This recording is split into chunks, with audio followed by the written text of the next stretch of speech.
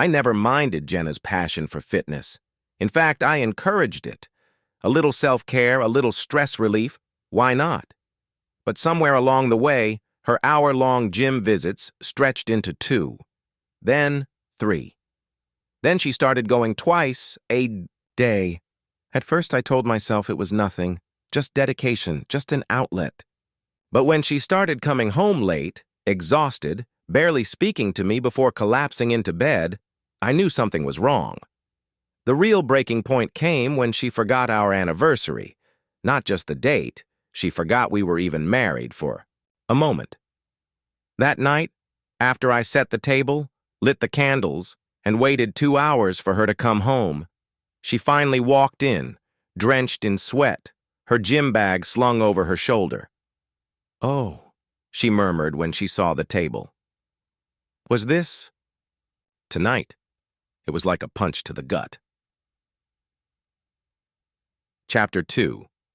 The whispered name Jenna started showering at the gym.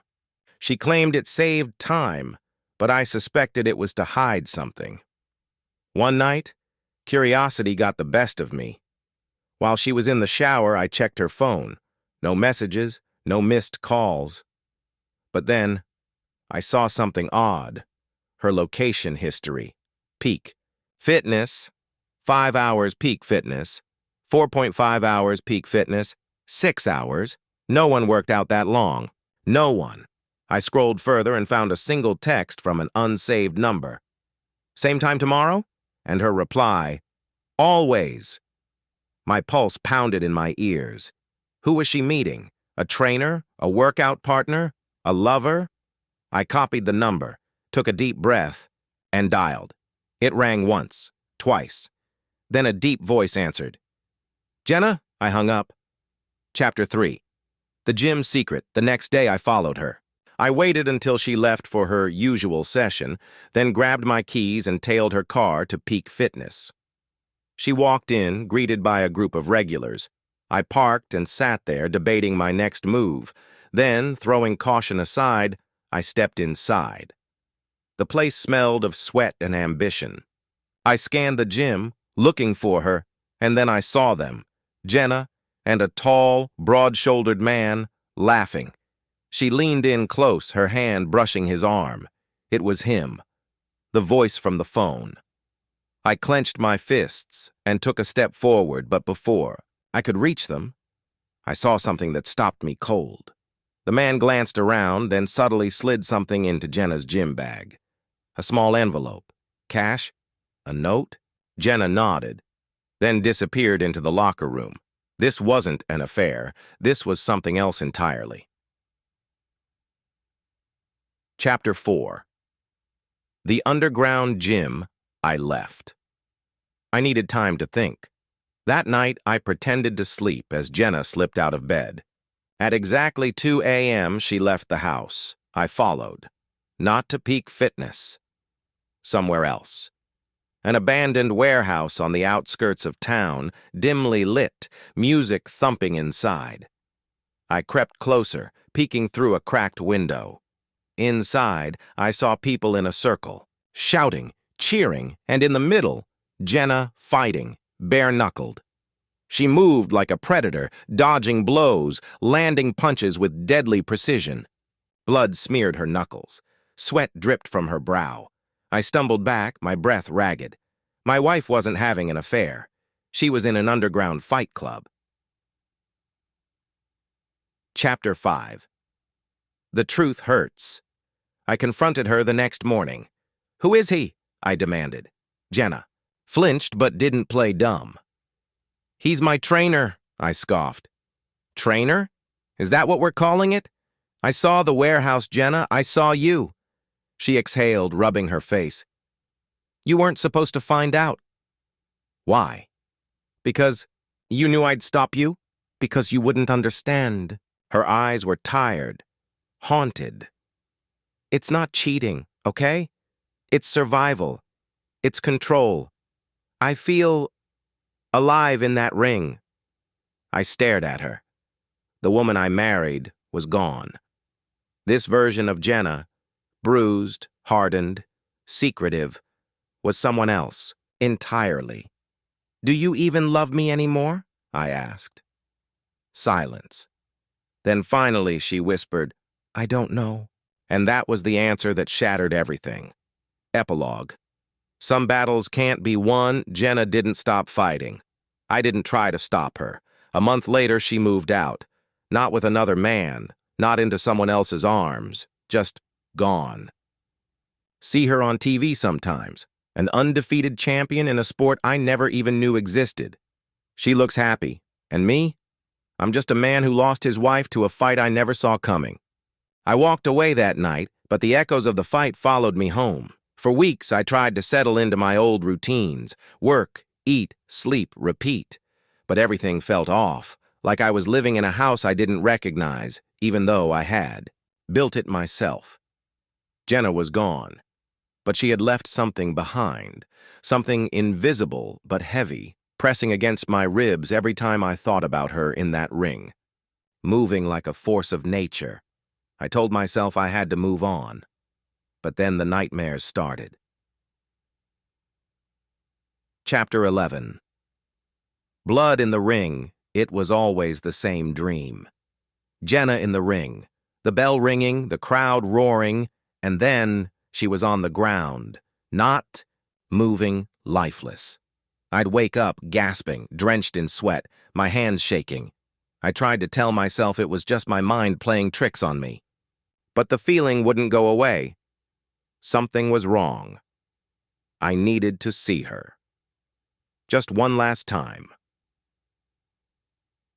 Chapter 12.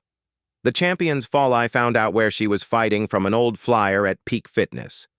Main event, Jenna the Phoenix, Monroe versus Dante.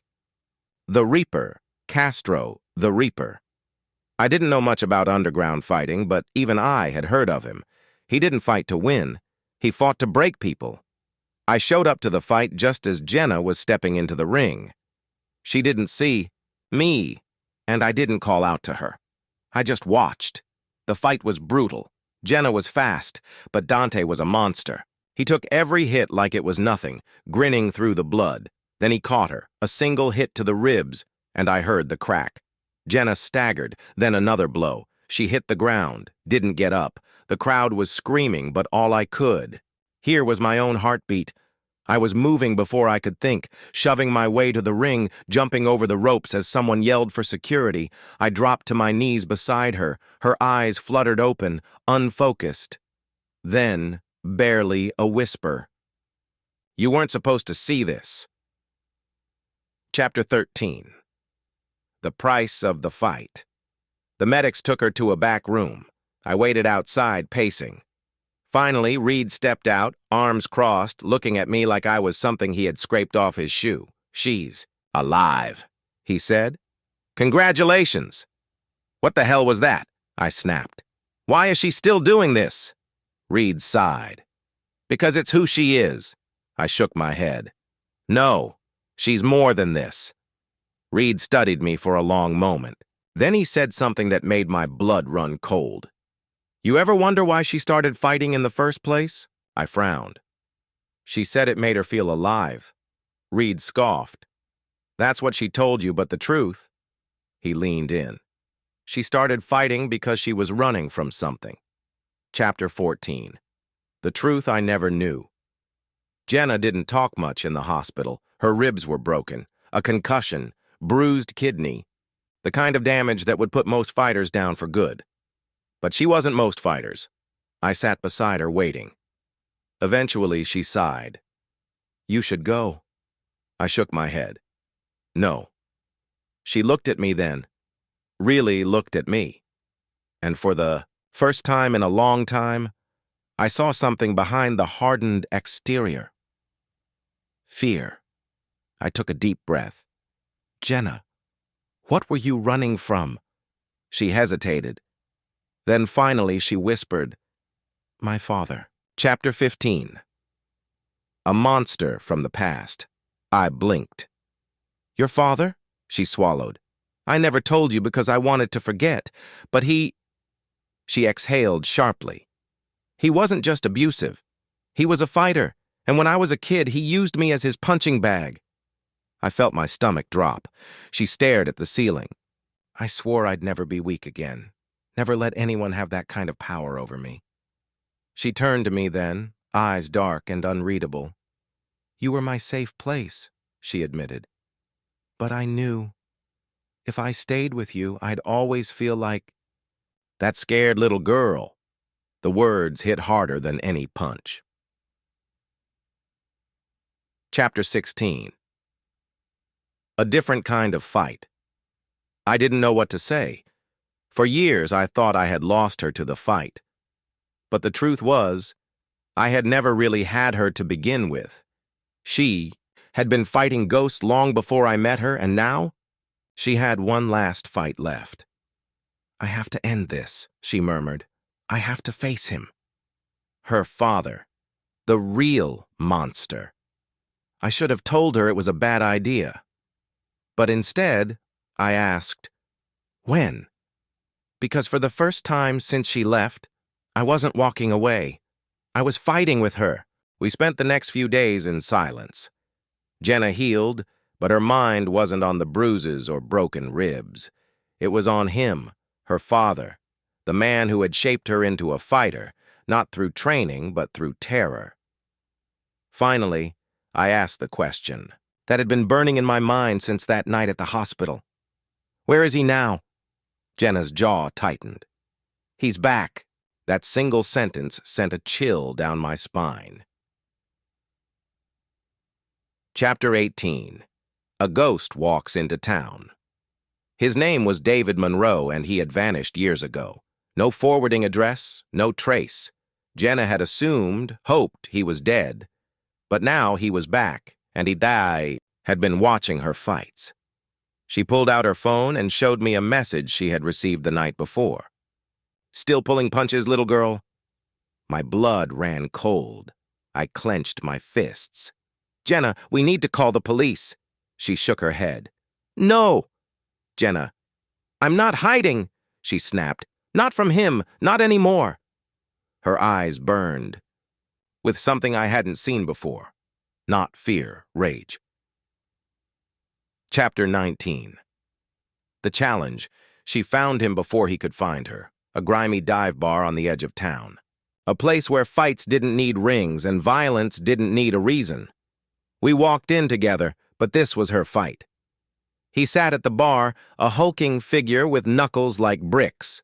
His hair had gone gray, but his eyes, cold, predatory, hadn't changed. He turned as we approached, a slow smirk curling across his face. Well, well, he drawled. If it isn't my greatest disappointment. Jenna didn't flinch. She dropped a small envelope onto the bar in front of him. A location, a time. One final fight. His smirk widened. You sure you're ready for this? Jenna leaned in, her voice steady. I've been ready my whole life. Chapter 20. The Last Fight. The fight was set in a forgotten warehouse, far from the city. No crowds, no money on the line, just them, Jenna versus David. We arrived at dusk. I wanted to stop her, to beg her, to walk away, but I knew better. This was the fight she had been training for before she ever set foot in a ring. David was waiting, shirt off, fists wrapped. Still think you can take me, girl? He sneered. Jenna said nothing. Then the fight began. Chapter 21. No Mercy.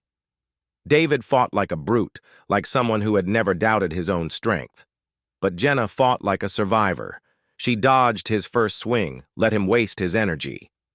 He was bigger, stronger, but he was slow. She wasn't. She hit him like a storm. Precision, fury, years of pent-up rage unleashed in every strike, a blow to the ribs, a crack of her elbow across his jaw.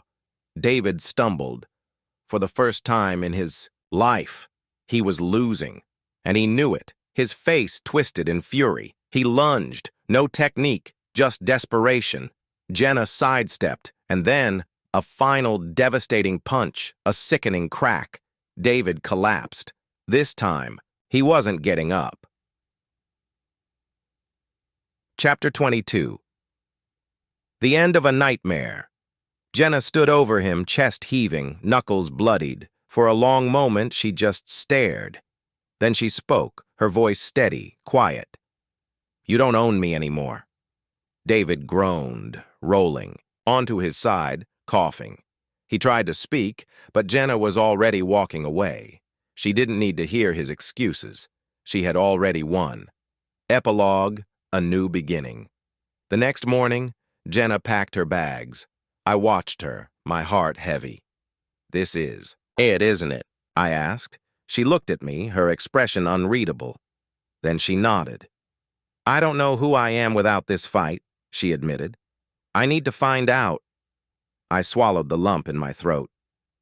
"And me?" Jenna hesitated. Then she stepped forward, pressing a hand to my chest. "You were the only good thing I ever had," she whispered. "But I need to do this alone." And just like that, she was gone. Final note. I still see her name sometimes. Headlines, champion fights, a woman who refused to be broken. And me? I finally understand. Jenna never belonged to me. She belonged to the fight. And for the first time, I'm okay with that. Months passed. Then a year. Life settled into a quiet rhythm. Work, the gym, the occasional drink with old friends.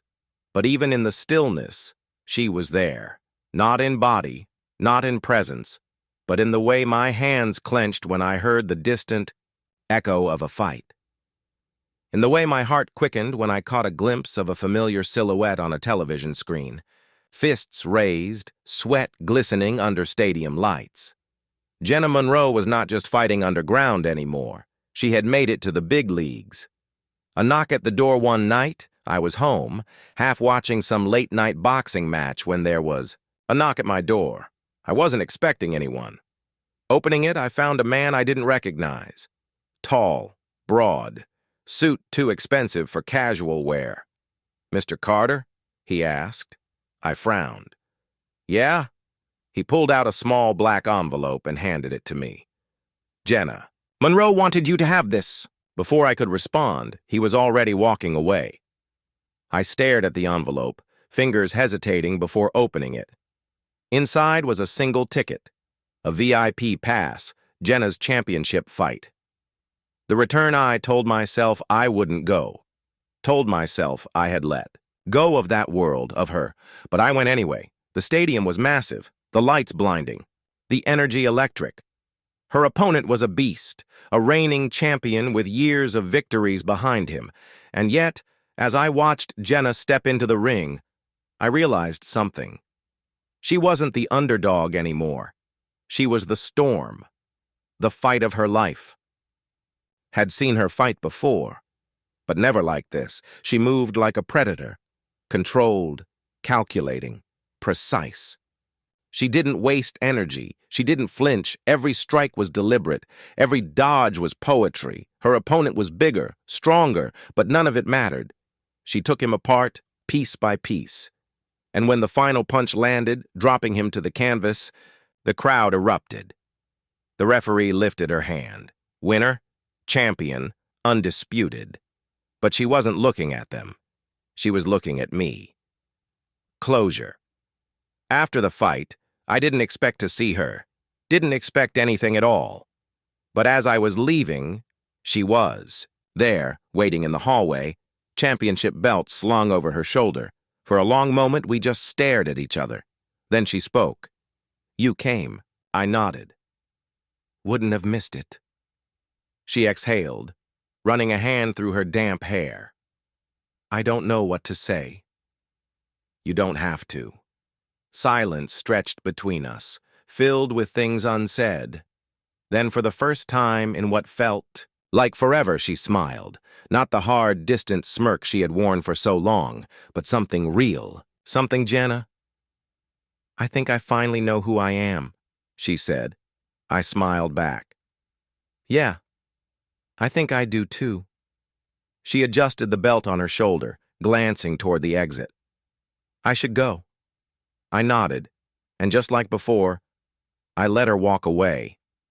But This time it wasn't painful, because Jenna Monroe wasn't running anymore. She was finally free, and so was I. The end. Life went on. Jenna became a name the world knew. Headlines, interviews, sponsorships. Jenna the Phoenix Monroe, the fighter who rose from nothing and became everything. I watched from a distance, my place in her story finished, or so I thought. Call from the past. It was late when my phone rang. An unknown number. I almost ignored it. Almost let it fade into silence, but something told me to pick up. Hello? A pause. Then, hey, my breath caught. It was her. The offer. She got straight to the point. I need someone I trust in my corner. I blinked. You have coaches. Not like you. Jenna had never been one to ask for help, not when we were married, not after she left. But something in her voice was different now. She wasn't asking out of desperation. She was asking because she wanted me there. I exhaled. Where are you? A pause. Then, Vegas. I glanced around my apartment. The quiet. The normalcy. The life I had built without her. Then I grabbed my coat. Send me the details. And just like that, I was back in the fight. A new beginning. The world had changed. Jenna had changed, but when I walked into that training gym in Vegas, when I saw her standing there, wrapping her hands, watching me like she had been waiting for this moment, I knew one thing for sure. Our story wasn't over. Not yet. Not ever. To be continued. Vegas was different from the underground fights I remembered. The lights were brighter. The stakes were higher. But Jenna? She was exactly the same. When I walked into her private training gym, she barely acknowledged me at first. Just finished. Wrapping her hands, threw a few punches at the air, then finally turned. I wasn't sure you'd come, she said. I smirked. Neither was I. A ghost of a smile touched her lips. Then she tossed me a towel. Good, she said. Because we have work to do. Chapter 24. The rivalry. It didn't take long for me to understand why she called me. This fight wasn't just another title defense. Her opponent was Celeste King, a rising star, younger, faster, undefeated. But more than that, she had been talking every press conference, every interview, calling Jenna washed up, saying she was only holding on to the belt because she hadn't faced real competition. I don't just want to win, Jenna told me after practice one night. I raised an eyebrow. Then what do you want? Her eyes were dark with something deeper than anger. I want to shut her up. Chapter 25. Old wounds, new fears. Training with Jenna again felt familiar. The way she pushed herself past exhaustion. The way she took every critique, every drill, and absorbed it like a machine. But there was something underneath it. A tension I couldn't place. One night, after an especially brutal sparring session, I pulled her aside. You're overdoing it, I said. You need to rest. She exhaled sharply, shaking her head. I can't afford to. I studied her, then took a shot in the dark. You're afraid. Her jaw tightened, but she didn't deny it. I took a step closer. Jenna, what's going on? She hesitated, then almost too quietly to hear. My father reached out. Chapter 26. A ghost's last move. I felt my stomach drop. What? She clenched her fists. He's in prison, but he wrote me a letter. I stared at her. And? She pulled it from her bag. A crumpled, creased piece of paper. I took it and read it. Was short. Too short. You think you've won. You haven't. You never will. No threats, no apologies. Just that. I looked up at her. It's just words. Jenna nodded. Yeah, but we both knew better. For Jenna, his voice had never been just words. Chapter 27. The fight of her life. The night of the fight, the stadium was electric. Jenna walked in first, head high, belt over her shoulder. The crowd roared. Then Celeste came in, all arrogance and smirks. The tension was thick. The bell rang. The fight began. Celeste was fast. Too fast. She landed the first few hits, sharp, precise. Jenna took them, backing up, calculating. Then, in round 3, Jenna changed the rhythm. A brutal left hook. A crushing body shot. Celeste staggered. Jenna pressed forward. Every hit, every movement, it wasn't just about this fight. It was about all of them. Her father, the underground rings, the battles she had fought long before stepping into a professional arena. This wasn't just about keeping the belt. This was about finishing the war. Final strike. A knockout punch. Celeste hit the mat. The ref counted. 10. It was over. Jenna Monroe was still the champion. Chapter 28. The Real Victory. Back in the locker room, I found her sitting alone, staring at her hands. She didn't look triumphant. She looked free. She glanced up. "You stayed." I nodded. "Of course." Silence stretched between us. Then, almost hesitantly, she asked, "What now?" I smiled. "Whatever you want." For the first time, Jenna didn't have to fight anymore. For the first time. She had a choice.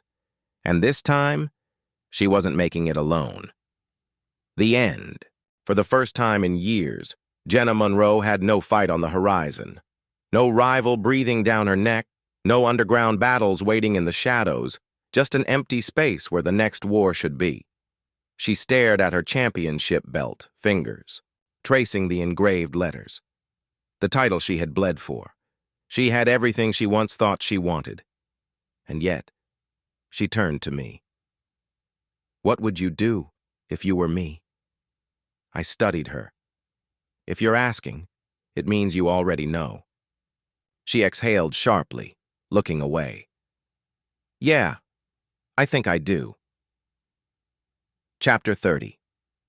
Walking away, Jenna retired. She didn't make a big spectacle of it. No farewell tour, no interviews, just one press conference, one statement. I fought my entire life, to survive, to win, to prove something to myself and the world. But I don't have to anymore. I choose to walk away, on my own terms. The media exploded. Some called her a legend. Others called her a coward. Celeste King immediately challenged her to a rematch. Jenna didn't even respond, because for the first time, she didn't care. She had nothing left to prove. Chapter 31. A new life, we left Vegas. We left it all, bought a place by the coast. Nothing fancy, just quiet. For months, Jenna didn't set foot in a gym. She walked on the beach. Read books she never had time for. Learned how to slow down, and me? I was just there. Not as her coach, not as the man in her corner, just with her. One morning, over coffee, she smirked at me. "You think I'll last?" I raised an eyebrow.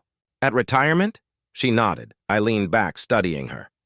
"You tell me." She thought for a moment, then grinned. "Probably not." Chapter 32. The final round. The gym was small, old, rusted equipment, worn-out mats. Jenna stood in the doorway, taking it all in. "You sure about this?" I asked. She smiled. "This time, I'm not fighting." She bought the gym, not to train, not to compete, but to teach kids who didn't have money, women who wanted to learn how to fight back, people like her, before she became a champion. And as she wrapped a student's hands for the first time, as she showed them how to throw a proper punch, I saw it in her eyes. She had finally found something. Better than winning, she had found purpose, epilogue, legacy years past. The world moved on. New fighters rose. New champions took her place. But Jenna Monroe's name never faded. She wasn't just a legend in the ring. She was something more. A fighter who had learned when to stop fighting. A survivor who had turned pain into purpose. And me? I was still there. Not as her coach, not even as her past, but as the only thing that ever mattered. Her future. The end. For a while, life was quiet. Jenna ran her gym, teaching kids how to fight without losing themselves in the process. I helped out, ran the books, kept things running smoothly. We had peace until the letter arrived. A plain white envelope. No return. Address. Just 3 words written in tight, precise letters. "You're not done." Jenna stared at it, silent. I felt the weight of the words settle in my gut. "Who sent it?" I asked. She exhaled. "I don't know." But we both knew that wasn't true, because some ghosts never sleep, and Jenna's past had just come knocking. Chapter 4. The Shadow League. It started with whispers, a name passed between underground fighters. A new syndicate rising in the shadows, the Shadow League, illegal fights, high-stakes betting, and one name at the top of their list, Jenna Monroe. She hadn't fought in years. She had walked away, but someone wanted her back, and they weren't asking. Chapter 35. The offer it wasn't long before they sent someone, a man in a sharp suit, calm smile, cold eyes. He met us at the gym, waiting outside as Jenna locked up. "Miss Monroe," he said smoothly. "A pleasure." She barely glanced at him. "If you're here to sign up for a class, we're full," he chuckled. "I think you know that's not why I'm here." Jenna turned to face him fully. "Then say what you came to say." He reached into his coat, pulling out a card, black, embossed with a silver emblem, a snake biting its own tail. "The Shadow League wants you in the ring." Jenna took the card, studied it. Then she let it fall to the ground. Not interested. The man sighed. "You should reconsider." Jenna took a step closer, voice low, sharp. "You should walk away." He held her gaze for a long moment. Then, without another word, he turned and left. We thought that was the end of it. We were wrong, because 2 nights later, the gym burned. Chapter 6. Ashes and ultimatums. The fire gutted everything. The ring, the bags, the history we had built. The police called it arson, but there were no suspects, just another warning, just another message. Jenna stood in the ruins, fists clenched. "They want to fight?" she murmured. I swallowed. "Jenna." She turned to me, and in her eyes I saw it. The fire, the storm. She had tried to leave this world behind, but this world wasn't done with her, and Jenna Monroe was stepping back into the ring. Chapter 37. The Underground War. The Shadow League was bigger than we thought, more than just a fight club, more than just money. It was a power struggle, a secret empire built in the underbelly of the sport. Corrupt promoters, bought-off officials, fighters who never had a choice. And Jenna? She was their prize, their main event. But they made one mistake. They thought she was just another fighter. They forgot she was a survivor. Chapter 38. One last fight. The Shadow League gave her an ultimatum, one fight. Their best against her. Winner takes all. She refused at first, until she saw who they put in front of her, Celeste King, the woman Jenna had knocked out years ago. Only now, Celeste was different, harder, angrier, and she had a new reason to fight. "They own me," she admitted, eyes dark. "And they'll own you too." Jenna shook her head. "Not if I win." Celeste's laugh was hollow. "You think winning sets you free?" Jenna's fists clenched. "I don't think. I know." And so, the fight was set. One last war, one final round. Winner walks away. Loser belongs to the league. Chapter 39. The Reckoning. The fight was held deep underground. No cameras, no referees, just blood, money, and power. Celeste came at Jenna like a storm, faster, stronger, more ruthless than before. But Jenna had been forged in fire. Every hit she took, she gave back twice as hard. Every blow she landed was a message. I am not yours to control. I do not belong to you. I do not belong to anyone. The final round. Jenna feinted left, then came over the top with a right hook that sent Celeste crashing to the mat. The crowd went silent. The ref counted 10. Jenna Monroe had won, and the Shadow League had lost. Epilogue, the final goodbye. After the fight, Jenna didn't celebrate. She just walked out of the underground, out of that life. For good this time. And as I followed her into the night, I knew the war was over, the ghosts were gone, and we were finally truly free.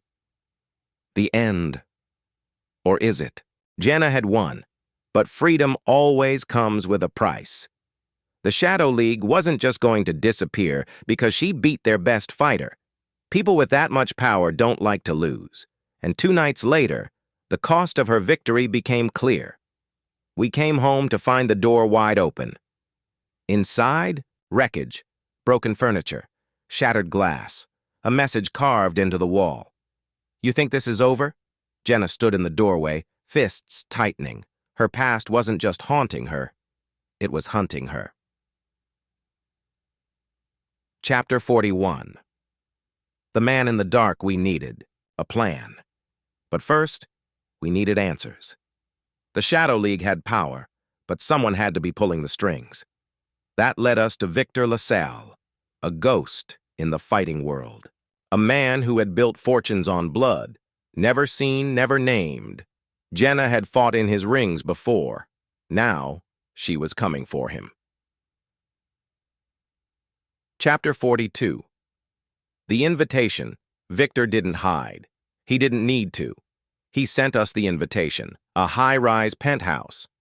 A private meeting. No security because he was security. When we arrived, he was waiting. A tall man, silver hair, eyes like knives. He poured 2 glasses of whiskey. I must admit, he said, I didn't think you'd come. Jenna sat across from him, her expression stone. You burned down my gym, he smiled. Regrettable, but necessary. I clenched my fists. Necessary for what? Victor sipped his drink. To see if you were still willing to fight. Jenna leaned forward. I'm done fighting, he chuckled. No, Miss Monroe, you're not, and you never will be. Chapter 43. The final offer. Victor didn't want revenge. He wanted business. You beat my fighter, he said, which means you're the only one left standing. That makes you valuable. Jenna's jaw tightened. I'm not for sale. Victor raised an eyebrow. A shame. Then he set something on the table, a USB drive, and when Jenna plugged it in, her face went pale, because on the screen was a video of me, recorded from a sniper's scope. Victor leaned back, folding his hands. You walk away, he dies, he smiled. But if you fight for me, he lives. Chapter 44. The choice. For the first time, Jenna didn't hesitate. She didn't argue. She just looked at me, and I knew. She wasn't going to let them take me. She wasn't going to let them win. But I wasn't going to let her go back. We run, I said. We disappear. She shook her head. They'll find us. Then we fight. A pause. Then, slowly, Jenna smiled. Not a happy smile. Not a safe one. A dangerous one. The kind I hadn't seen in years. Then let's finish this. Chapter 45. Taking down a king. We didn't play by Victor's rules. We made our own. We didn't run, we attacked. Jenna used every contact she had, every fighter the league had ever wronged. We built a network, a rebellion. And in one night, we tore Victor's empire apart. Fighters refused to fight. Investors pulled out. The league collapsed from the inside. And when we finally stood face to face with Victor again, this time, He was the one with nowhere to run. Chapter 46. The last round, Victor sat in his ruined office, the city burning around him. Jenna stood over him. He smiled even now. "You think this is victory?" Jenna exhaled, shaking her head. "This isn't victory." She leaned closer. "This is justice." Then she walked away, leaving Victor LaSalle with nothing but ashes. Epilogue. The quiet after the storm. The Shadow League was dead. For the first time, truly, completely, we were free. No fights, no debts, no ghosts, just the two of us. And as we stood on a rooftop watching the sun rise over the city we had fought for, Jenna turned to me. "What now?" she asked. I smiled. "Whatever we want." And this time, we meant it. The end. In the months that followed, things settled. The scars of the past began to fade, replaced by new rhythms of life. Jenna opened a new gym, one that wasn't built on the foundation of blood and violence, but on something else entirely: hope. We stayed low-key, still under the radar, but this time, we controlled the narrative. For once, Jenna's name didn't carry the weight of fear. It carried respect. She began to teach, not just how to fight physically, but how to fight for what truly mattered. How to fight for freedom, for peace, for the life you deserved. I stayed by her side, managing the business, organizing community outreach programs, and just being there, day after day. There were no secrets left between us anymore. No unfinished battles. We were rebuilding. Together. Chapter 48. The Unexpected Knock. But life, as we knew, never stays quiet for long. One evening, as we were locking up the gym, the doorbell rang. Jenna turned to me. "Expecting someone?" I shook my head. She opened the door. A figure stood in the doorway, dark, silhouette sharp. The last person we thought we would ever see again. It was Celeste King. Her expression was unreadable, but there was something raw in her eyes, something broken.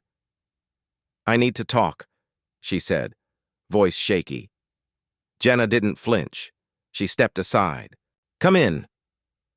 Chapter 49. The reckoning Celeste hadn't changed much. The fire was still there in her eyes, but now it was dimming. She sat down across from us, hands clenched. "I didn't think I'd find you two here," she started. "I thought you'd be dead or running." Jenna leaned forward, her voice calm. "We're still standing." Celeste nodded. "Yeah, I see that." She paused, and for a moment we all just stared at one another. "I'm not here to fight," her voice cracked. "I'm here because I owe you something." Jenna raised an eyebrow. "Owe me?" Celeste sighed, a deep breath escaping from her chest. "I was part of the League longer than I want to admit. They have too many secrets. Things I didn't know. Things I didn't want to know. They're worse than you think." Jenna's eyes sharpened. "What are you saying?" Celeste took another shaky breath. "I was their fighter, yes, but I wasn't just a pawn.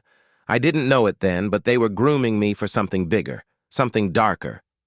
She glanced up at us. "I don't know all the details, but I know enough. The League, they weren't just about fighting. They were about control, power. I could see the pieces starting to fall into place. Celeste wasn't just here for reconciliation. She was here because she had information, dangerous information. I was supposed to take your place, Jenna," Celeste said, looking directly at her now. "They had plans for you to become their queen, the face of the League for the next generation. You were supposed to be their leader." Jenna's jaw tightened. "Why are you telling me this now?" Celeste swallowed. "Because the League didn't fall as easily as you think. There's another one, and they've taken someone." My heart skipped a beat. "Who?" "Someone close to you," Celeste said quietly. "Someone you love." Chapter 50. A new threat The room fell silent. The air was thick with tension, the weight of her words sinking in. Who? Jenna's voice was steady, but I could hear the urgency behind it. Celeste's gaze dropped to the floor. They've taken your mother, and they're using her as leverage. Jenna froze, and for a moment, the world around us seemed to stand still. Her mother, the one person who had been part of her life long before the world of underground fights. The woman who had always stayed away from Jenna's battles, from the violence. She'd been untouchable until now. Why? I asked. Why now? Celeste looked at us, her face pale.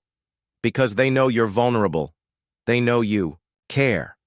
And they know that without your mother, you'll fight again. They're bringing the League back into the shadows, Jenna, and they'll use her to do it. Chapter 51. The Unseen War. We didn't have time to process it. Jenna was already moving, making calls, organizing what she had to do. She wasn't going to wait. Not this time. We're going to take down the League for good, Jenna said, her voice cold, determined. And we're going to do it by any means necessary. Celeste was quiet for a moment, her eyes locked on Jenna. Then she nodded. I'll help, she said. I owe you that much. Jenna didn't hesitate. Get in line. Chapter 52. The hunt begins. The next few weeks were a blur. We moved quickly, gathering intel, tracking down any leads, any possible connection to the new syndicate. Celeste came with us, providing information, using her network of fighters who had also escaped the League's grip. But no matter how many leads we followed, no matter how many people we interrogated, there was always one thing we couldn't find: the location of Jenna's mother. We were getting closer. We could feel it. But time was running out. Chapter 53. Into the darkness. Then the phone rang. It was a private number. The game had changed. The stakes had risen, and we could feel it in the air, a palpable tension that gripped the city. The shadows we had left behind had come back to haunt us, but this time, we were the hunters. Jenna was determined to get her mother back. There was no room for hesitation, no space for doubt. The League had taken everything, her past, her freedom, her peace, and they were trying to rip away the last piece of her heart. But she wasn't going to let them win. We weren't going to let them win. As we prepared to leave the safety of our new life, the calm facade we had built began to crack. Jenna's phone buzzed again, another encrypted message. This one was different. It was an address, and the message beneath it: come alone. Chapter 56. The Descent. We drove through the city that night, the streets quieter than they had been in months. The hum of the engine was the only sound, cutting through the thick, oppressive silence. The city had become a maze of secrets, and every corner hid a new danger. We didn't know what awaited us at the address, but we knew we had no choice but to walk straight into it. Jenna's knuckles were white on the wheel, her eyes focused, determined. Do you think they'll keep their word? I asked, trying to break the silence. Jenna shook her head, eyes fixed on the road. They never do. I exhaled slowly, the weight of everything pressing down on me. We had come so far, built so much, only to have it all threatened again. This wasn't just a fight for survival. It was a fight for our future, for everything we had worked for. But I knew, in the deepest part of me, that this was more than just her fight. It was mine too. We reached the outskirts of the city, and the streets became darker, more desolate. The lights faded, replaced by the cold glow of the moon. The address led us to an abandoned warehouse, its silhouette looming like a predator in the night. Jenna parked the car, and we stepped out in silence. The air was thick with tension, the hairs on the back of my neck standing up. I'll go in first, Jenna said, voice steady but low. Stay here. No, I said, taking a step toward her. We go in together. We finish this together. She looked at me, a long, hard look. Then, without a word, she nodded. Together, we walked toward the entrance. The door creaked as it opened, revealing the dark, empty interior. We stepped inside, the sound of our footsteps echoing through the cavernous space. Chapter 57. The Trap. The lights flickered to life overhead, blinding us for a moment. And then, the room was filled with the sound of a man's voice. A voice we both recognized. "Welcome, Miss Monroe. It's been a long time. Victor LaSalle." We spun around, and there he was, standing in the center of the room, as calm and composed as ever. Behind him, the silhouette of someone else, someone bound and kneeling. It was Jenna's mother. Her eyes were wide with fear, her body bruised but still alive. Jenna's breath caught in her throat, and for the briefest moment I saw her falter, but only for a second. Then, she was all business, all fire. "You," she began, voice trembling with barely controlled rage. "You think you can break me with this?" Victor smiled, but there was no warmth in it. "I don't need to break you, Jenna. I just need to show you that you can't win. Not anymore." He stepped closer, his gaze cold and calculating. "I know what you're thinking. You think you can fight me, but you're not dealing with the League anymore. You're dealing with something much more powerful." Jenna's eyes narrowed. "You're wrong. You're just another man with an inflated ego." Victor's smile didn't falter.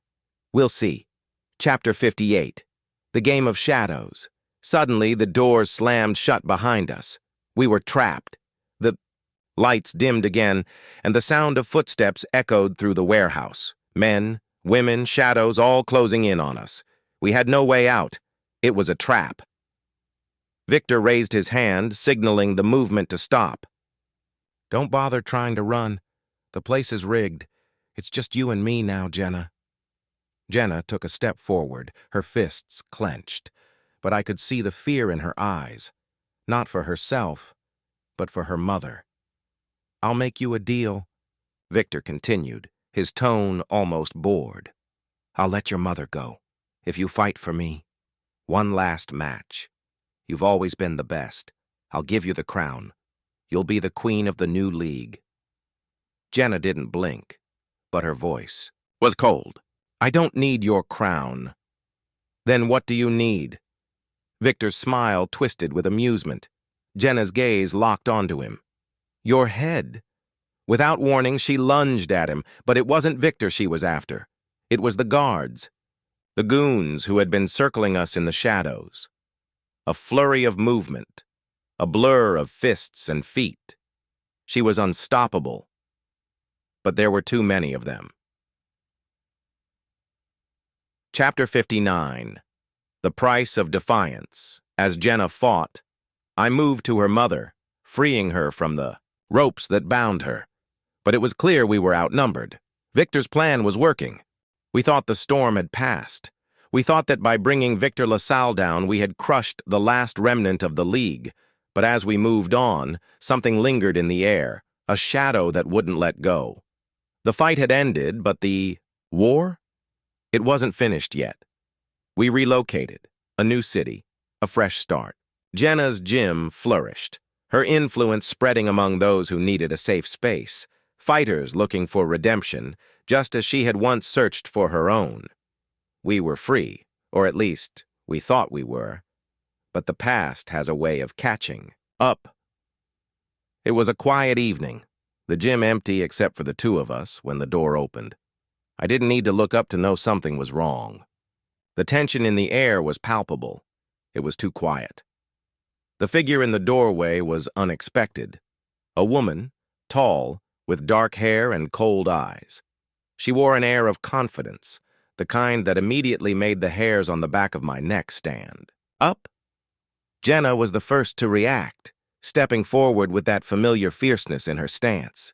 "Can I help you?" The woman's eyes flicked between us. Then she spoke, her voice smooth, almost casual. You don't know me, but I know you. Chapter 62. The Return of the Unknown. The woman's name was Sophia Blake, and she was not someone we had seen coming.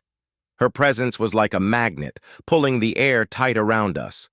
There was something in the way she carried herself, calm, controlled, like someone who had always been in power, even if she hadn't always shown it. May. Here to offer you a deal, she said, leaning slightly against the doorframe. A chance to settle everything once and for all. Jenna's eyes narrowed.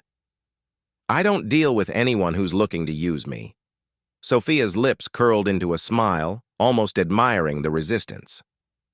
You don't have a choice. You see, the League didn't just die when Victor fell. It went underground. I'm the one who picked up the pieces, Jenna, and I'm here to offer you a position at the top of it. I could feel the tension in the room thickening as Jenna processed her words. I don't want your crown, Jenna said, voice hard. I left that world behind. Sophia raised an eyebrow. You think you left? You think you've escaped? The truth is, the League has never been just about fighting, Jenna. It's about control, about influence. It's everywhere, whether you're looking for it or not. And it's already started knocking at your door. She took a step forward, lowering her voice to a near whisper. You can either take this offer and join me, or you can keep running. But you'll never be safe. Not for long. Chapter 63. The temptation, Jenna took a deep breath, her eyes scanning the woman in front of her. The gym was silent, the only sound the ticking of the clock. The familiar pull of power and control was in the air again, but Jenna had already fought that battle, and won. I'm not interested in your games, Jenna replied, standing firm. We're done. Sophia's expression shifted, the smile, slipping into something more calculating. You think you're done? Victor LaSalle's empire may be gone, but there are others. I've spent years building something much stronger than what he ever had. And you're the one who can bring it all together. There was a moment of silence as the weight of her words settled between us. Jenna's resolve never wavered. But I could see the glimmer of doubt in her eyes. How could she not, after everything she'd been through? She'd fought so hard for peace, for normalcy. Was it really possible to leave this life behind for good? Sophia's eyes locked with Jenna's, a challenge in them. You know what I'm offering. The power to shape the future, to create something that lasts. Think about it. Everything you've ever wanted. Chapter 64. The rejection, Jenna didn't think long. She knew the price of ambition, the cost of becoming something you couldn't walk away from. She had been there in the ring, in the shadows, and she wasn't going back.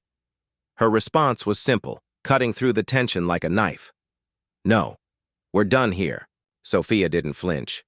Instead, she smiled, a cold, almost predatory smile. You'll regret this. I don't think I will, Jenna said firmly. Sophia studied her for a moment longer before nodding slowly. Then so be it. But remember, I'm always watching. She turned and walked out, leaving the door swinging lightly behind her. Chapter 65. Unseen Forces. The days after Sophia's visit felt different. We couldn't shake the feeling that something had shifted. Jenna kept working, kept focusing on the gym, but I could tell she was on edge. We both knew that refusing Sophia's offer would have consequences, but none of us were ready for what came next. It started small. A few odd occurrences, things out of place, a sense of being followed, watched. Then it escalated. One night, as we were closing the gym, a man in a suit appeared at the door. His eyes were hard, his presence suffocating. He didn't speak. He simply handed Jenna an envelope. The final remnants of the League lay scattered in the ruins of the world we'd fought to dismantle. The enemies that once loomed over us like giants were no more. their influence wiped away with the careful precision of a surgeon's scalpel. But as the dust cleared and the city began to breathe again, I knew that this peace, though hard-earned, was fragile. Jenna stood beside me, her gaze lost in the horizon, as if she could see beyond the skyline, to the future we hadn't dared to dream of until now. We had conquered so much, but the scars of our battles would always be a part of us. "We did it," she murmured, her voice a quiet declaration, more to herself than to me. I turned to her, the weight of the past months finally lifting from my chest. "Yeah," I said, "we did." But even as I spoke those words, I could feel it, the tug in the pit of my stomach. Something was off, not a threat, not danger, but something lingering, a restlessness. Jenna caught my expression, her eyes narrowing as she read me like an open book. "What's on your mind?" she asked, her voice soft but firm, like she already knew I wasn't done yet. Chapter 69. The Unseen. Enemy, we had won the war, yes, but we hadn't won the peace. I couldn't shake the feeling that while we had taken down the League, something else was quietly rising in the shadows. The criminal underworld was like a hydra, cut off one head, and two more would grow in its place. "Do you ever wonder if we've just created a vacuum?" I asked, my voice barely above a whisper. Jenna frowned, her arms crossed over her chest. "A vacuum?" she repeated, clearly trying to digest my words. "What do you mean?" "The power we destroyed didn't disappear. It went somewhere, into the cracks. New players, new forces, hidden just beneath the surface. The system might be broken, but there's always someone ready to rebuild it." Her eyes softened as she considered my words, and after a moment of silence, she nodded. "You're right. But that's why we're here, right? To make sure it doesn't get back up again. We've already come too far to let it all fall apart." I smiled, grateful for her strength, her unwavering belief. "You're right," I said, "but we need to stay vigilant. We can't let our guard down." Jenna placed a hand on my shoulder, squeezing it gently. "Then let's keep fighting, for everything we've built, for the future we deserve." Chapter 70. New faces, new threats. As the months passed, the gym became more than just a place of training. It became a symbol. Jenna's reputation spread, and not just as a fighter, but as a leader. The gym attracted those who had been broken by their pasts and were looking for a way out. Redemption became the currency, and Jenna was the one who could offer it. But even in our corner of the world, things began to change. New faces entered our lives, some friendly, others not so much. One evening, a man walked into the gym, his eyes scanning the room with cold precision. He was tall, with dark hair and an easy, almost unsettling smile. He didn't look like the type who needed training. He looked like he was used to giving orders. "I hear this is the place to find strength," he said, his voice low and smooth. Jenna studied him for a moment before replying. "It is, but you won't find it here unless you're ready to earn it." The man's smile widened, but it wasn't a reassuring gesture. It was the smile of someone who knew the game. "I'm not here to earn anything. I'm here to make an offer." Chapter 71. The Invitation.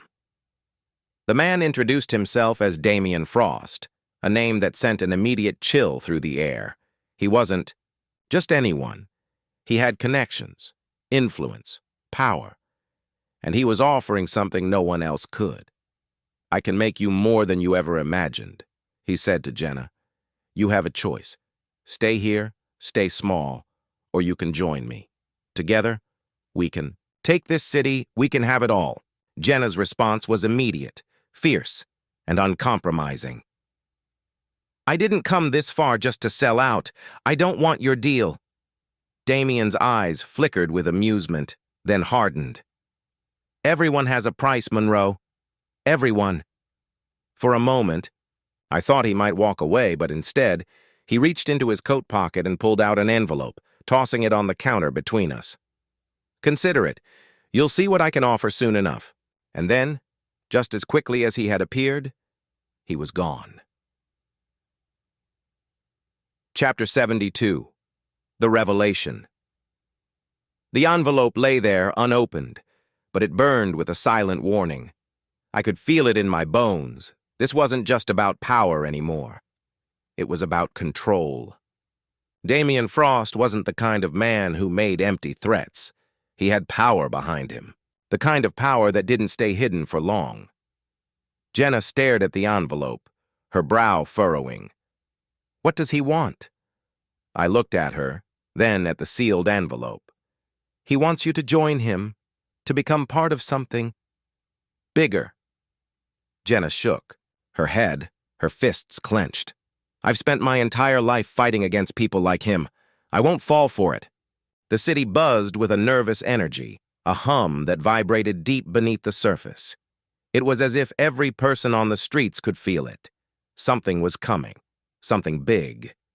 And yet, no one knew exactly what it was. Jenna and I weren't the only ones on edge. The gym, once a haven of hope and recovery, had become a symbol of defiance, a mark on the map for anyone who had the courage to step into the fray. It wasn't just about fitness anymore. It was a statement, and it was attracting attention. The messages we received from the people who supported us, fellow fighters, former allies, even some of the broken who had found solace in the gym, were all laced with one undeniable truth. Damien Frost wasn't going to stop. Jenna had no choice but to accept that this time we weren't fighting to survive. We were fighting to protect everything we had left. Chapter 76. The deal no one wanted. The tension in the gym had thickened. Every day felt like a countdown, the seconds ticking away until the inevitable confrontation. We had already made our decision. There was no running this time, but the question was, how? I could see Jenna wrestling with herself, the weight of leadership pressing down on her shoulders. She had been on the other side before, part of a machine built on manipulation and control. And yet here she was, a leader not of a criminal organization, but of something that meant so much more. "We have to find a way to cut off the head," I said one night, my voice low and urgent.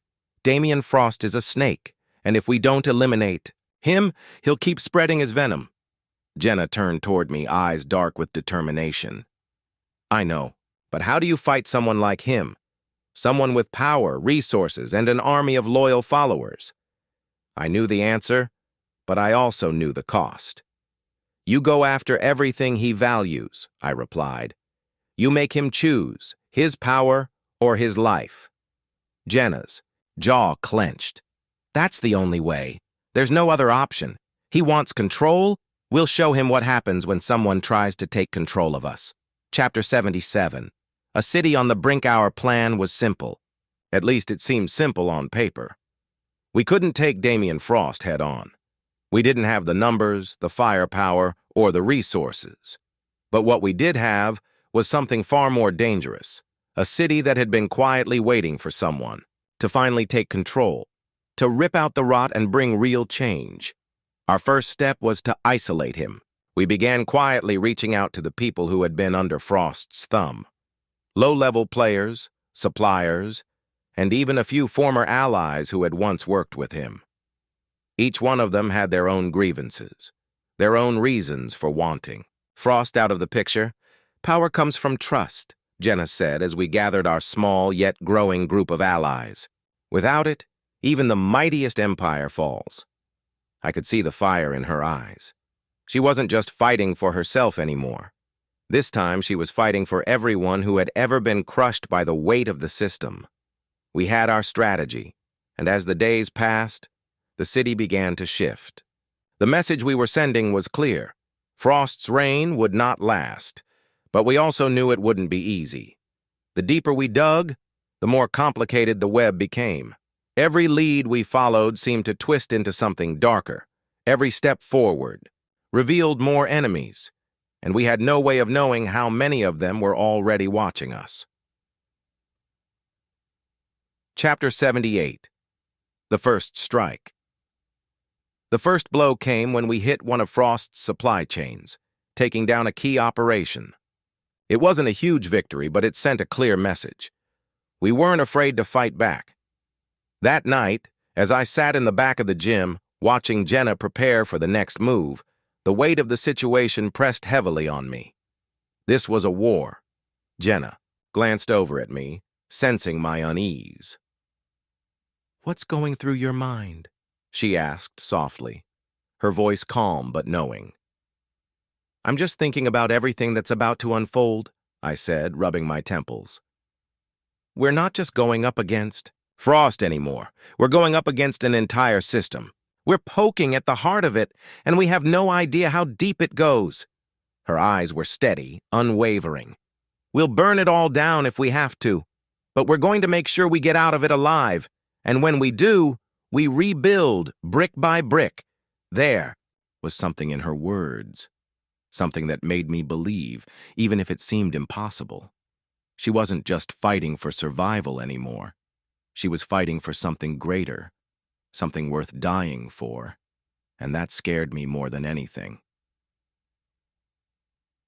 Chapter 9. The Betrayal. The betrayal came from an unexpected source. We had begun to gain ground. With each strike against Frost's operations, we learned more about his weaknesses, but our success didn't go unnoticed. One evening, while we were preparing for the next phase of our plan, one of our trusted allies, Tasha, disappeared. Tasha had been with us since the beginning, a fighter who had once been a part of the League before. The city was alive again, though scarred from the war that had unfolded in the shadows. The streets, once soaked with tension and whispers, now hummed with a strange kind of hope. It was as if, after all the destruction, something new was rising from the ashes. Jenna and I stood on the rooftop of the gym, overlooking the skyline, the last remnants of the chaos finally beginning to fade into the distance. We had won, yes, but what we had won was still unclear. The structure of the city had crumbled, and in its place, a void had been created, a void that begged to be filled. "Do you think it'll ever be over?" I asked, my voice carrying the weight of years of war, of constant conflict. Jenna turned her gaze from the horizon, her eyes meeting mine. There was a hardness to them, but also something softer now, something more hopeful. "No," she replied quietly. "It will never truly be over. There will always be something. But maybe now, we have a chance to decide what happens next." Chapter 83. The Gathering. Storm even. In the aftermath of our victory, the shadows still lingered. Damien Frost's empire had crumbled, but the power vacuum he left behind was quickly filling up. It wasn't just other criminal organizations looking to claim their stake. It was ordinary people who had lived under oppression for so long, who now saw the collapse of the old order as their opportunity to take back what they had lost. The world we had fought to reshape was still fragile. The old power brokers, the corrupt politicians, and the hidden cabals weren't vanishing into thin air. They were regrouping, reshuffling. The game had changed, but the rules were the same. "Do you think it's over?"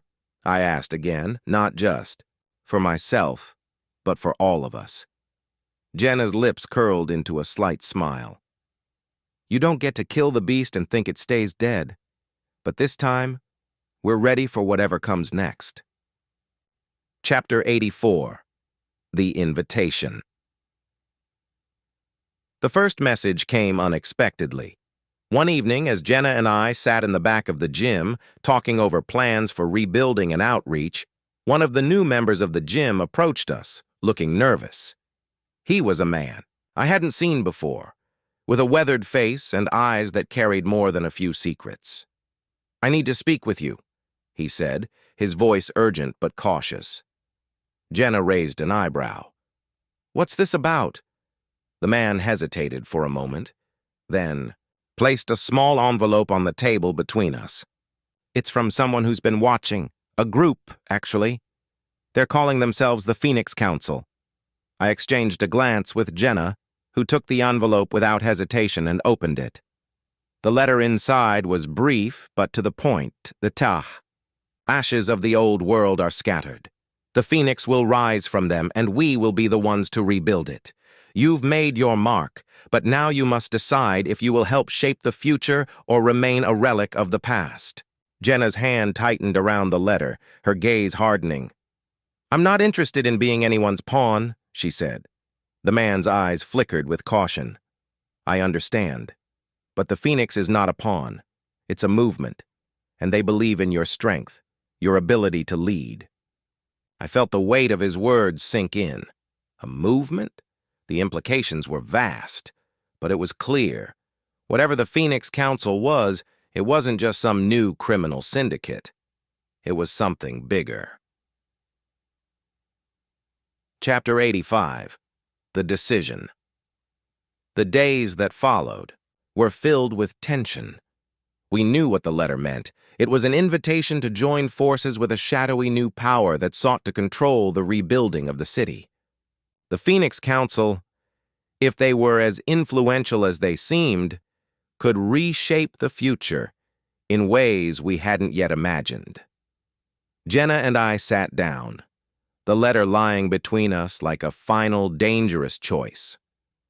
"I don't trust them," Jenna said after a long silence, her voice steady but filled with doubt. "We've already fought against the power brokers, the manipulative organizations. This Phoenix Council could just be another version of what we've already destroyed." "I agree," I replied. "But what if this is different? What if we could take control of this opportunity instead of letting someone else decide our fate?" Jenna didn't answer right away. Instead, she stood up and walked to the window, gazing out at the city once more. It was a city of possibilities, but also of danger, of forces that could tear it all down if left unchecked. "I never wanted to rule," she said quietly. "But I can't let the people who have suffered get trampled by the ones who would rise in Frost's place. We have to decide who will be in control of this world, and we can't do that if we stay in the background." The decision was clear. We couldn't afford to remain bystanders. Chapter 86. The Phoenix Rises. We accepted the invitation. It wasn't without reservations, but the truth was undeniable. The Phoenix Council offered power, yes, but with it, the chance to shape the future, to guide the city into a new era. The days blurred into one another. The weight of our choices pressed down harder with each passing moment. Every meeting with the Phoenix Council, every plan we set into motion drew us deeper into a world we once thought we could control. But now the lines between right and wrong, light and dark, had begun to fade. Jenna and I had found ourselves walking a razor-thin edge. There were moments when the allure of power was overwhelming, when the idea of shaping the future, of finally having the reins of this fractured city in our hands, seemed like the only path worth pursuing. But there were others when the truth of what we were becoming settled in like a stone in my chest. "We're becoming them," I whispered one night, the words almost escaping without my control. Jenna didn't flinch. She didn't even look away. From the map, sprawled out on the table in front of us, her finger tracing a route through the city's network of hidden safe houses and black market dealings. "We're becoming something greater," she replied, her voice unwavering. "Something that will finally fix everything that's broken." But in the quiet spaces between her words, I could hear the doubt creeping in, just as I felt it gnawing at me. We were walking a dangerous line, and every choice we made felt like it was taking us closer to a place where redemption might no longer be an option. Chapter 89. The Breaking Point. The first cracks in our alliance with the Phoenix Council started to appear only days after our official induction.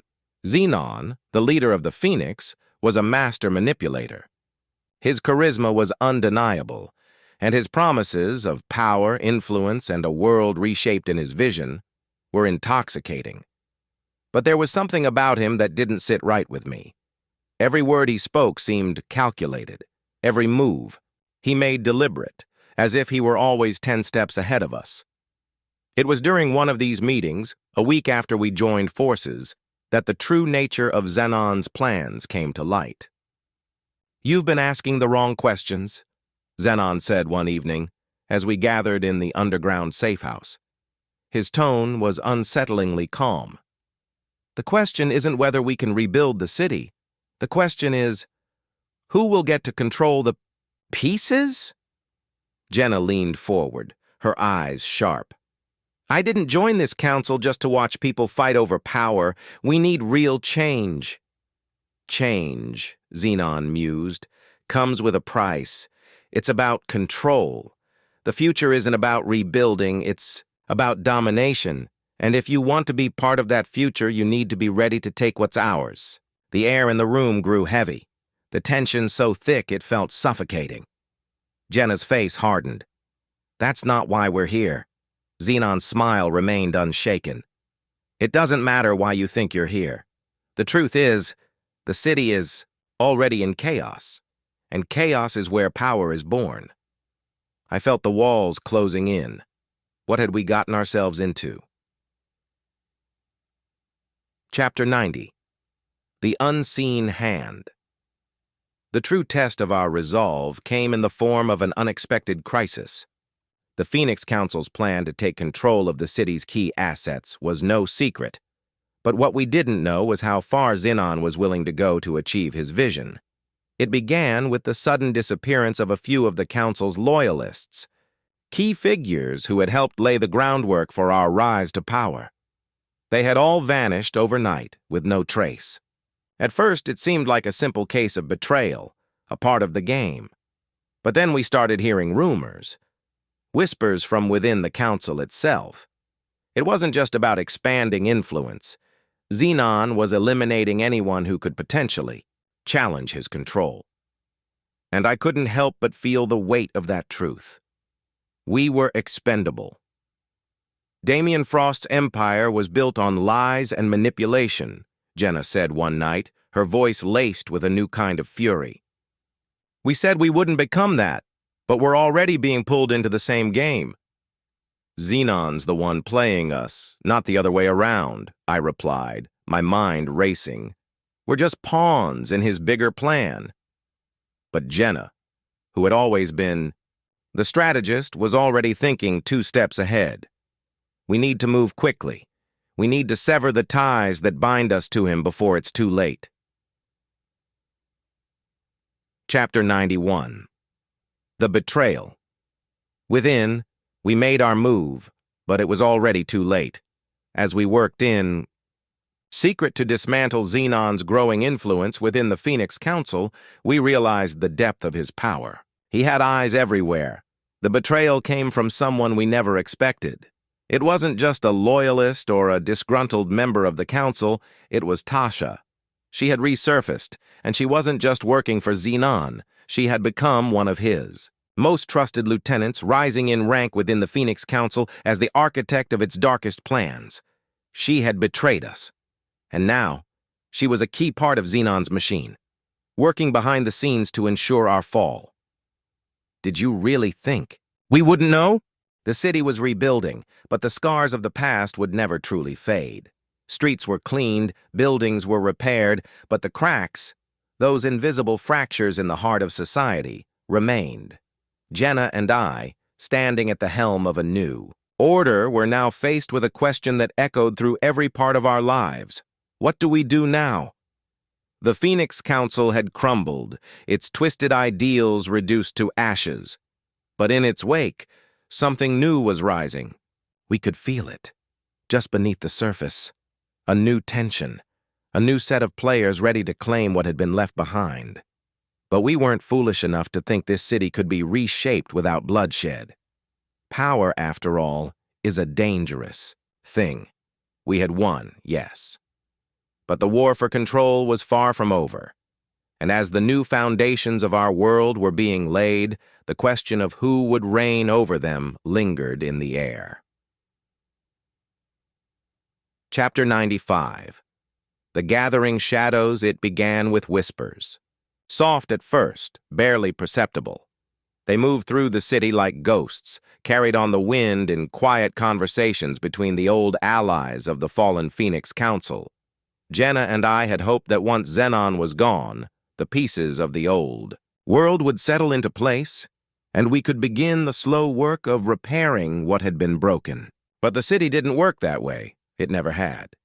The people who had lived in the shadows for so long, the ones who had thrived under the rule of corruption, weren't ready to give up their power so easily.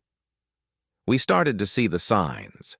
Strange. Faces in the crowd, old enemies resurfacing, factions forming where there had once been loyalty. There was something in the air now, an undercurrent of unrest. Jenna's instincts, sharp as ever, picked up on it first. "We've only made them. Hide for a while," she said one night, as we sat in the back room of the gym, the walls closing in with a sense of urgency. "But they're still here, and they're still hungry." "What do we do?" I asked, the weight of the question heavier than I had ever imagined. "Do we fight them? Do we burn everything down again?" She paused, her eyes dark and intense. "No. We become them. Not in the way they think, but in the way that changes the rules of the game." Chapter 96. The Unseen Enemy. We began our search for the new power structure forming in the shadows. It was a dangerous game. The old ways of control had failed, but the hunger for power hadn't disappeared. If anything, it had mutated into something more insidious, harder to identify. We met in secret, Jenna and I, strategizing over maps, talking through every lead, every whisper, every hidden figure that might pose a threat to the city we were trying to build. But we weren't alone in our efforts. Tasha, the woman who had once been our greatest betrayer, was working against us now, not as an ally, but as a rival. She had her own plans for what this city could become, and she wasn't interested in following anyone else's vision. "She's playing us," I said one evening, after another report had come in about Tasha's movements. "She's building her own army in the shadows, consolidating her own influence." Jenna's face hardened. "We need to stop her before she becomes the thing we feared." But the challenge was more than just Tasha. She was a symbol of something far more dangerous, the resistance to change, the refusal to let go of old systems, old power structures, even after everything had burned down. The war was never about destroying them. It was about breaking the cycle. Chapter 97. The web tightens as we dug deeper. The web of enemies surrounding us became more complex. It wasn't just Tasha anymore. There were others.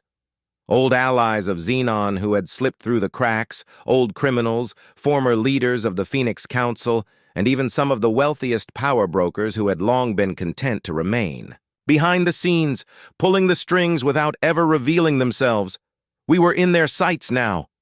"You're playing a dangerous game," a man's voice said, low and measured. We were sitting in a darkened cafe, a place where we knew we could meet without fear of prying eyes. But the man who spoke to us wasn't a stranger. He was a former business associate of Xenon, a man with connections that stretched across the city. "You don't understand," Jenna said, her voice steady but with an edge. "You think you can control us. You think you can manipulate this city like you've always done. But we're done with that. It's time for a new order." The man smiled, but there was no warmth in it. "You think you're the ones who will decide the future? No. You're just the new faces of the same thing. The city doesn't belong to you. It doesn't belong to anyone. It's a game, and there will always be someone willing to play it." His words hung in the air like a warning.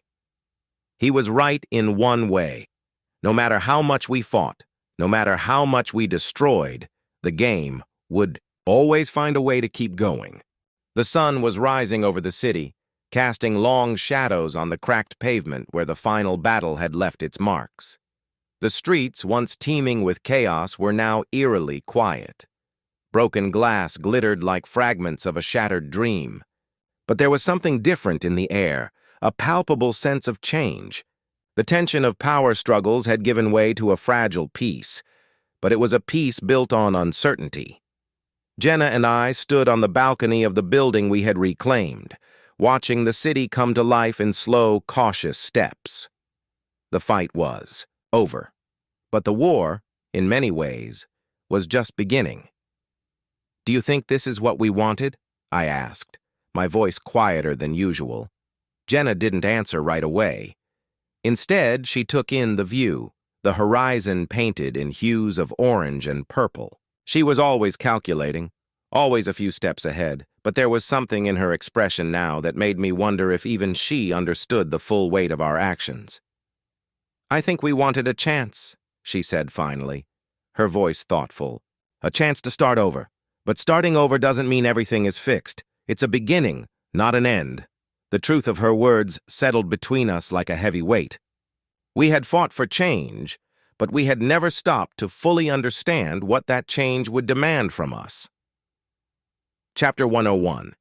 The Shifting Alliances. The day after the final battle, the city was divided. The power vacuum left by the collapse of the Phoenix Council and the fall of Tasha and Marcus left room for factions to rise.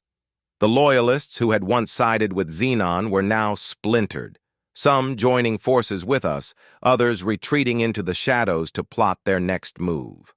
One by one, the heads of the old families, old gangs, and corporate factions re-emerged, each seeking to fill the void, to stake their claim.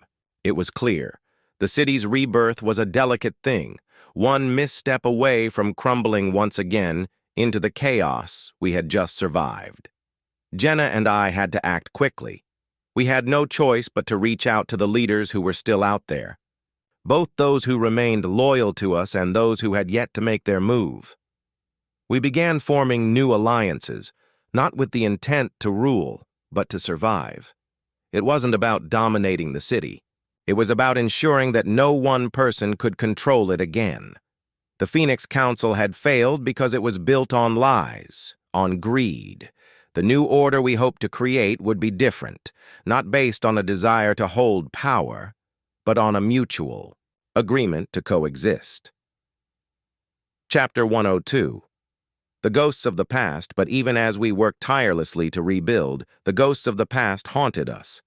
There were nights when I found myself standing at the same broken rooftop where we had first tasted victory, wondering if we had truly learned anything from the chaos we had lived through.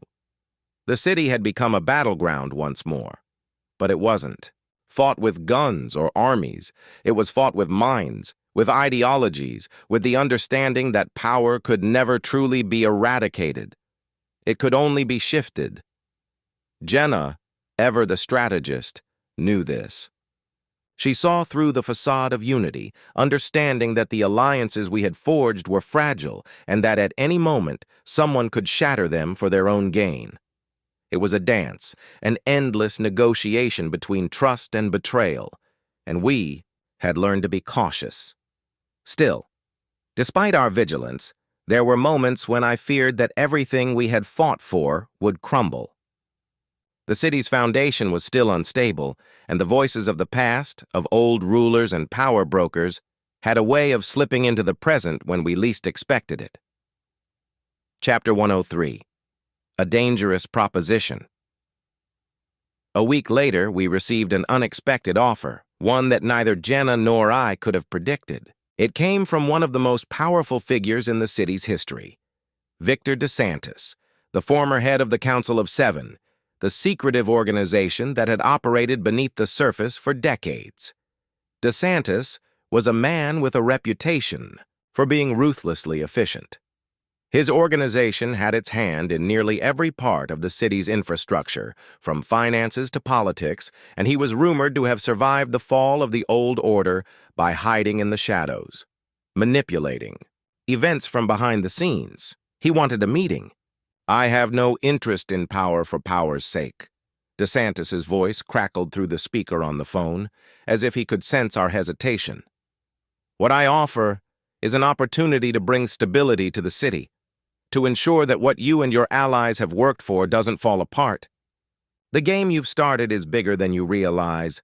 I'm offering you an alliance, a partnership." Jenna looked at me with suspicion in her eyes. "And what's the catch?" DeSantis chuckled, the sound low and dry. "No catch. Just a chance to shape the future of the city together. The old order is gone, but a new one is needed. I'm the man who can make that happen." There was something unsettling about his offer.